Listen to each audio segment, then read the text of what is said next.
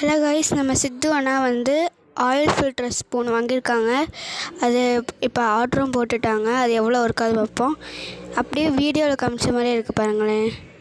இந்த மாதிரி உங்களுக்கும் வேணும்னா நீங்கள் ஆயில் ஃபில்டர் ஸ்பூன்னு போட்டு நீங்கள் வாங்கிக்கலாம்.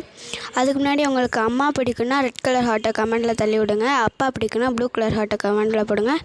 இப்போ இது எப்படிலாம் யூஸ் பண்ணால், அதாவது நீங்கள் இதை ஃபில்ட்ரு ஏதோ குழம்பு வச்சுருக்கீங்கன்னா அதுலேருந்து ஆயில் ஃபில்ட்ரு வந்து தான் பார்க்காங்க. அதுக்கு முன்னாடி ஃபஸ்ட்டு நம்ம அண்ணா திறந்து போன பால் அந்த இருக்கா அதை வச்சுருக்காங்க. பாலில் ஆயிலையும் இதையும் போட்டிருக்காங்க. பார்த்தீங்க காய்ஸ், ஆயில் மட்டும் தனியாக அதில் இருக்குது, பால் வந்துடுது தனியாக. இங்கே பாருங்கள், ஆயில் மேலே இருக்குது, பால் தனியாக வந்துடுது. ரெண்டு இது பிரிக்குது. இது அப்படியே ஆயில் அப்படியே அந்த ஸ்பூனில் இருக்குது, பார்த்தா தெரியுதா காய்ஸ்? இது ஒர்க் ஆகுது. ஆனால் இப்போ அவங்க முந்தானத்தை வச்ச குழம்பு இருக்கா அதை எடுத்துருக்காங்க. அதில் பார்த்திங்கன்னா கறி குழம்பு. உங்களுக்கு வேணுன்னா நீங்களே வச்சு வீட்டில் வச்சு சாப்பிட்டுக்கோங்க. அதில் பார்த்திங்கன்னா ஓரளவுக்கு ட்ரை பண்ணி பார்க்கங்க, வர மாட்டேங்கி. ஏன்னா அதில் ஆயில் கொஞ்சம் இதாக இருக்கனால வர மாட்டேங்கி. இது ரெண்டுமே மிக்ஸ் ஆகி வந்திருக்கு.